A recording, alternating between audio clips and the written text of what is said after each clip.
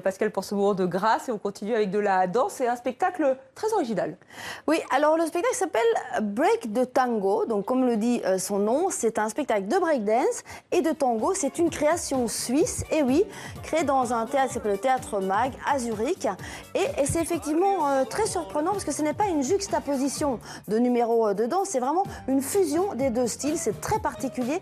Moi j'ai envie de souligner surtout la qualité des danseurs, hein, à la fois sur le plan technique et sur la coordination des ensembles. Et c'est pas un hasard, il y a 3 champions du monde sur scène, à la fois de tango et de breakdance. C'est un spectacle très familial, un peu intergénérationnel, c'est-à-dire que les plus âgés iront voir un spectacle de tango et vont découvrir le breakdance, et les plus jeunes vont voir le breakdance et vont découvrir le tango. Alors nous sommes allés dans les coulisses du Casino de Paris avec Guillaume Gouet et Virgile Tron. Je vous propose de découvrir notre reportage. 8 danseurs et danseuses de tango venus d'Argentine, 4 breakdancers d'Italie, du Mexique et de Corée du Sud.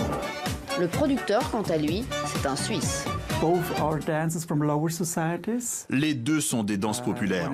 Le tango est né dans les quartiers pauvres de Buenos Aires, fin 19e siècle, inventé par des immigrés italiens. Et le breakdance est issu des quartiers populaires du Bronx à New York.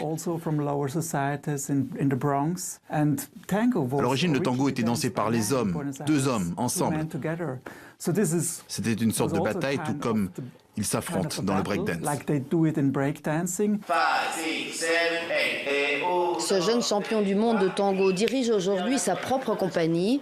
Il crée les chorégraphies et tous les soirs, il monte sur scène. Aujourd'hui, nous avons Internet, des portables, des ordinateurs. Nous avons grandi en écoutant pas seulement du tango, mais aussi Prince, Madonna, David Bowie, Michael Jackson. Cela fait partie de notre formation. C'est ce que nous montrons dans ce spectacle. Nous nous basons sur la tradition de notre pays, le tango pur des origines, tout en le faisant évoluer en fonction de notre réalité plus personnelle.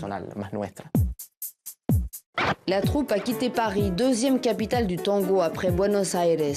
Mais la tournée continue, notamment en Italie et en Suisse.